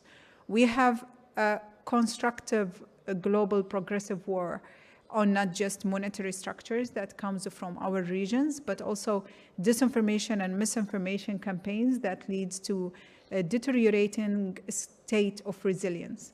And this deteriorating state of resilience cannot just be protected by building an absolute perfect digital space with every kind of IoT devices that is being developed in the global south, in China or in India and other parts of the world, and every kind of a protocol and digital legislation and regulation that's pioneering into advancing decentralized finance, as in what's happening in UAE, because we can build it all collectively. We can build all these micro solutions, but they don't bring value. They don't bring comprehension, resilience, global resilience value, and not just what I listed on the slide there by just mentioning cyber resilience, but global resilience into recovering from any kind of a crisis and building for a new economic efficiencies across the map. And understanding the ramification, as I said, of misinformation and well-planned information campaigns that are meant maybe to send the world into a state of deterioration when it comes to indigenous values and indigenous beliefs, and as well as indigenous sovereign structures that should exist in different nations. So pragmatically and periodically, within time, we'll be forgetting what kind of national, I would say, spectrums that exist, diverse national spectrums that exist on a global arena, and we will all be assimilated to a single economy and a single society and a single monetary structures that exist around the world, regardless of the very narrow spectrum of diversity. This is maybe the bleak reality that we are withstanding to get if we don't apply for developing our own technology and developing our own practices and industries within our respective nations. I'm not going to go through the massive statistics here that tells you that over 30% of misinformation practices have been increasing in the past decade, and over 58% of internet users within BRICS countries have encountered false information. Split internet is on the rise, and building for de-association of internet societies that will build for different realities is on the rise for different kind of justification across the globe. It is being financed by state actors and non-state actors across the map, but how can we make sure that within this kind of conflicted priorities that exist on a global stance, that the individual rights, as my colleagues have stated earlier, and Mori has stated earlier, that kind of lock consortium, right, for your data, is also being delivered for your rights of decision or rights of existing on a global arena, to make sure that you don't want to be analyzed or you don't want to be subjected to misinformation campaign on whatever kind of cost that would be initiated globally. Just thinking of the economic loss and cost that's being portrayed around 78 billion annually on different economies. That's an economy that would support multitudes of small, medium enterprises to exist and to building new solutions. And that's an economy that would support us in building for a new political stabilities, because let's face it, regardless of the different governmental or political inconsistencies that exist in the BRICS nations, we still have efficiencies that we should be proud of, and we should be magnifying these success stories. I'm really thankful for the collective efforts of my fellow panelists, but I'm more than other people in the room of magnifying the voices of small nations having higher impact on economic resolutions. As well as we have talked in the past on around different elements. Education and information acceleration is important. Establishing access to collective scholarship programs, or having that bridge that we talked about, not just in trade, but also in capacity development or confidence development across the nations, is important. Imagine a child that can learn quantum computing restructuring and quantum computing hardware development from the best of companies within the BRICS nations, where, regardless of where they are residing on the BRICS kind of geopolitical map. And imagine that child growing to be at the age of 12, having their own access to SME funding, their own access to open research and development, and their own access to developing their economic impact. What kind of universal impact they stand to deliver today when we are comparing them to the big tycoons that exist out there that they are building for these kind of global unicorns. If I asked you today, who are your role models of global unicorn builders that came from global economies in BRICS or G20, I'm sure you will be resolving to telling me the same kind of Warren Buffett investment thesis, Blackstone's investment thesis, and other kind of examples of Elon Musk's and SpaceX and what's not. Everything that we have been fed so far in the generic, common, popular, I would say, cultural science of investments and economic development. We need to break that mold, and we need to make sure that our indigenous stories and our indigenous impact print is still persisting. So technology development, technology and knowledge sharing is a very important pillar when we are talking about cultural preservation, because culture is not diluted in just values and people. Culture is so deep into the fabric of society, and it constitutes the multi-stack layer of a societal impact that includes the industrial impact, the economic impact, the financial impact, intertwined with the values of people. Because guess what? What makes economic growth is not just the short-term financial growth. It's also the long-term value development of people by the people. And we should be respectful and mindful of that, because this is how we build resilient economies and resilient individuals. Support that would allow us to preserve our indigenous values and identities beyond the current erosion mapping that's coming, even with emerging technologies today. In the past, it took almost from 5 years to 15 years to erode a language. But today, with 7,000 language that is available on the global map, I'm sure it's plus if we are using the data that's not defined within the data pool. Then with today's AI development initiatives, where we are required to be the deployers of AI LLM platforms and not the developers of the platforms, then we're standing to a language erosion and cultural erosion that's faster than 60% what used to be in the past. So it would eventually take you 18 months to forget a language if you're not being careful. So I would say today, much more than yesterday, it's very important to be an active participant in developing not just a regulatory framework, but the collective framework of collaboration when it comes not to just to information security, but digital governance. And our forms of de-escalating conflict is not just by building software or building for cyber solutions or building for multilateral agreements, but building for efficient trade collaborations and building for as well efficient open collaborations that would push for constructive industries to be built within our economic zones, different economic zones, but also would benefit the collective, would benefit civic society and the people, and maintain the collective value of people. On the subject that has been as well enlisted in this panel dialogue when it comes to children safety and online structures, we still in 2024 live in a world that children technologies are developed by adults, and we don't allow children to develop their own technologies at mass and freedom.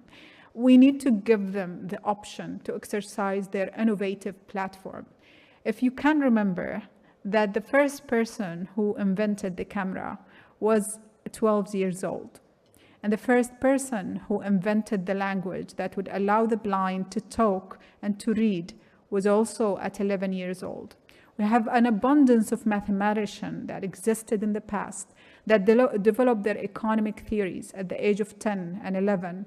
And until today, we are still living on the stack of mathematical innovation that they provided to the world.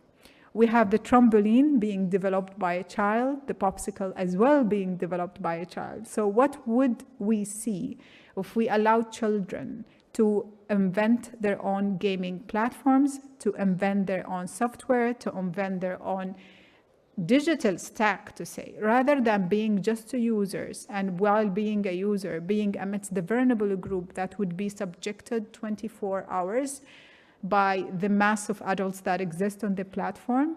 Allow them to develop a platform that is holistic and mindful of their own safety. Allow them to earn on these platforms and allow them to exist in their totality of potentials rather than partial potential within those platforms. So I think when it comes to critical and emerging technologies and economic development landscape within the BRICS, we should go beyond just focusing on AI and automation to drive efficiencies or blockchains to that fact. Because as a cryptographer, I know for sure that blockchain is not 100% bulletproof. And it is surrounded by an abundance of attack models.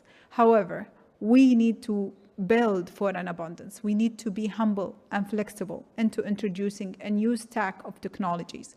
So I would call from this kind of podium for the BRICS country to initiate the next futuristic and technology stack that would support financial services, that would support as well regulated assets within financial services, but as well non-regulated decentralized assets to exist and to perform within different economies, and would support building for that stack, as well as supporting for building beyond the next generation of emerging technologies, because we are standing at the curb of technology convergence.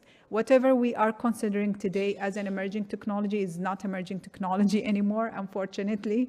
Within the space of 10 years, they will be dissolved. We are addressing actually the archives of the past. So we need to address the convergence of these technologies. What would happen of 3 or 4 convergences of 20 different technologies that existed today came into mapping? This has been always the economic definitive factor of what we call technological innovation cycles that existed in the past, and the convergence rates is expanding. What used to happen 20% in the past is happening in 50% plus today because of the accessibility to critical information disbursement and distribution across the map. We are not moving into in a positive strand into the ethical consideration of emerging technology.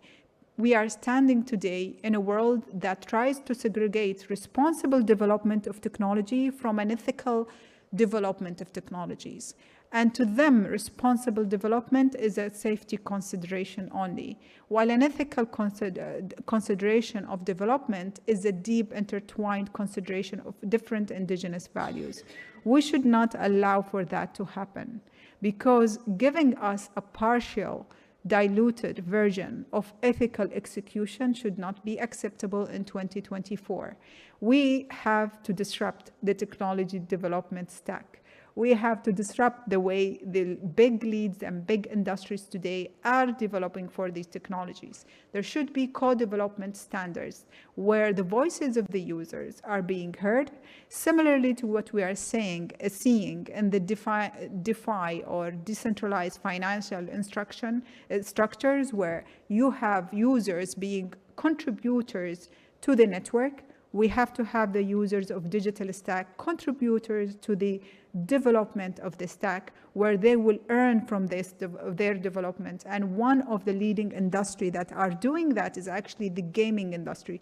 This is why within our economies, we understand opportunity and we go behind this opportunity. This is why we are leaping towards embracing new technologies related to gaming and related to decentralized finance amidst others, because they constitute a new way of earnings to individuals and their society.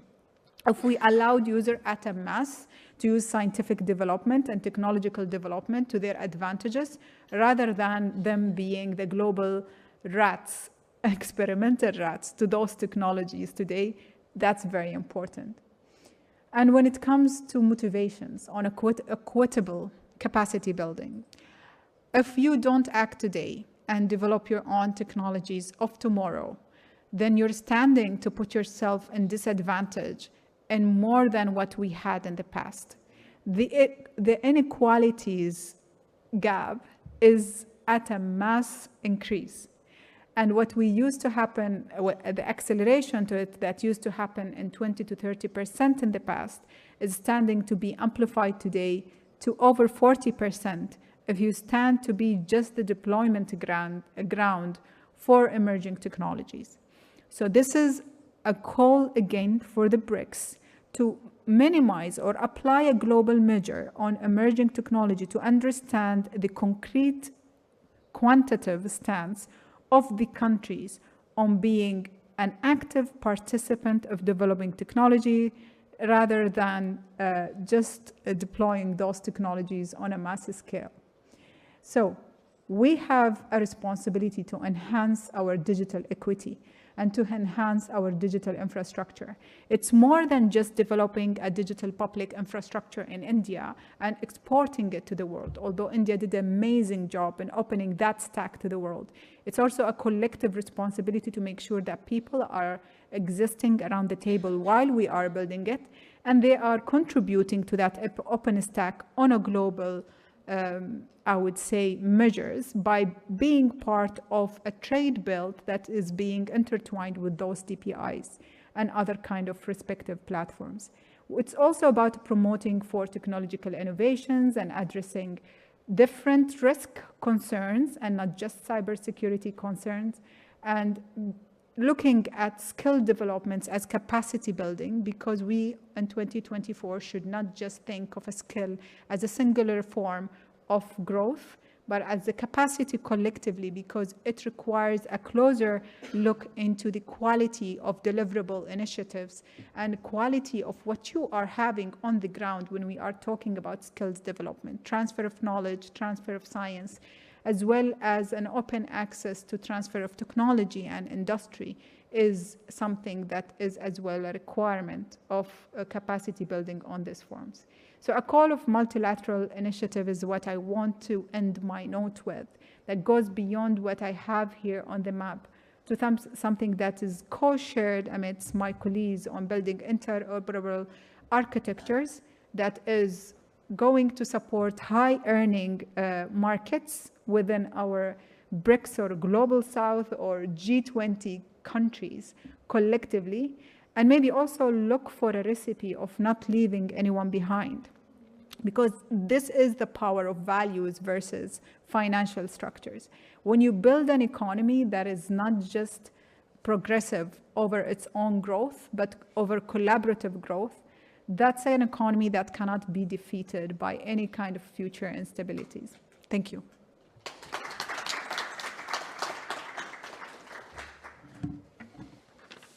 Thank you very much, Mrs.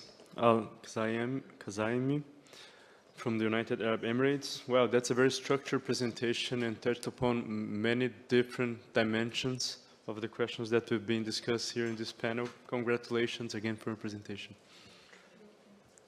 You're welcome. Thank you, Fabiano. I think I got really inspired by the collective inputs that came from my fellow panelists, but specifically by Amore, I think she raised the bar of making sure that we don't just address your great guidance, guiding questions, but address the potential and impact. So thank you so much for the collective inspiration from everybody. Thank you. Thank you very much. Well, I'd like to end this panel with a family photo, as they're calling the organization, please. Oh, okay. So, but people are calling me because the dinner is served. Yeah. Okay, one commentary? Okay. One commentary. I'm sorry, Mrs. Kumar. So I'm sorry. This is new to me, being the moderator.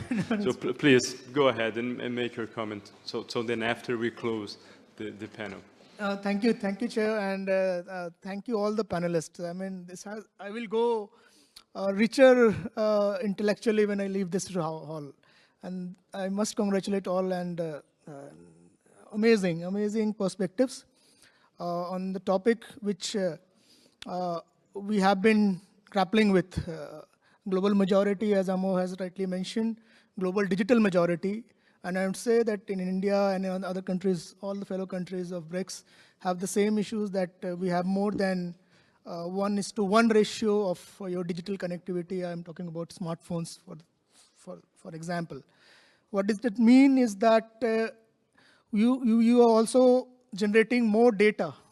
So you are not just consumer, you are generator, but you are not owner, as Amor has rightly mentioned. You are not the owner of data, and your data is being saved where you don't know, on what it is being used for, you don't know. So in the name of free internet by some corporate big techs, what you do is that you surrender your data, your digital journey, your digital preferences, right from your education search engines to your mobility, to your shopping, and everything is being you share with through internet, and then you don't know.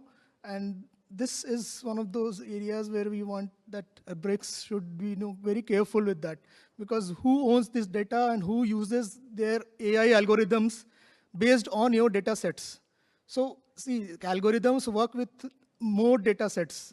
The more you provide the data, the more precise it keeps becoming on. And we are the, being that largest digital majority, we are also the largest digital market.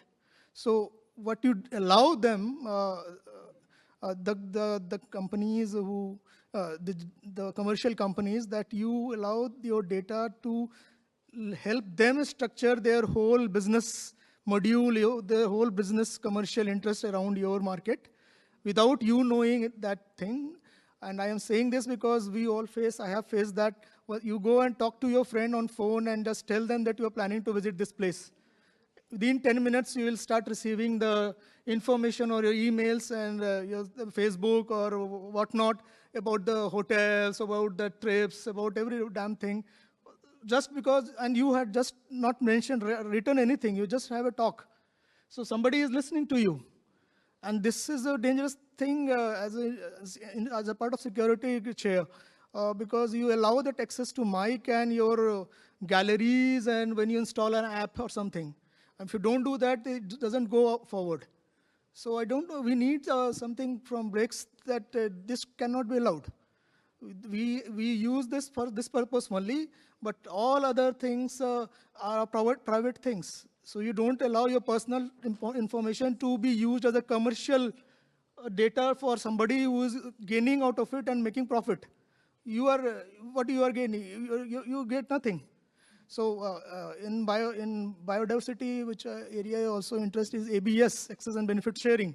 So something on that line, if you are allowing, even if it is informed access, allow informed consent, you should be getting that benefit shared from those profit who are making those profit out of commercial gains.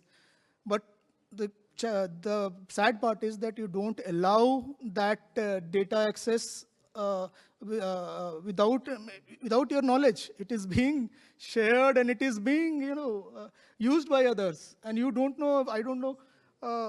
We need our collective brains, governments, to work on this and come out with something. I mean, we need a stringent regulatory structure around this. I will not go much beyond that, Chair, but one more thing is that about the cultural thing, as our friend Sergey mentioned. AI-based algorithms will talk in binaries. This is how the computer programming works. So they won't respect, they generally won't respect your cultural sensitivities and your language and all those aspects which makes each of us, our country, as unique, diverse country. We are not homogeneous creatures. We have the heterogeneity, and we must ensure that any program which is being developed by somebody respect that integrity there. So I don't know how we will do that, but we need to brainstorm this and come out with some kind of a convention, some protocol or something, that we do not allow that kind of, trespassing or those kind of things in cultural integrity and our personal spaces at some point of time. So thank you so much, and thank you so much, speakers. It was wonderful listening to you. Thank you. Mr. Chairman, sorry, can I just add one point? I just want to go on record because I know this is being documented. Building off on what our sister Hoda said, I'd like to also recommend to BRICS to create a co-incubation and a co-acceleration startup program. Because the last thing that I want is for someone from Baku or Burkina Faso to incubate, for example, in the global north. Look at, for example, the unicorn in the UK. It's a Lithuanian company. It's Revolut, right? We need to have our own unified standard that will level the playing field.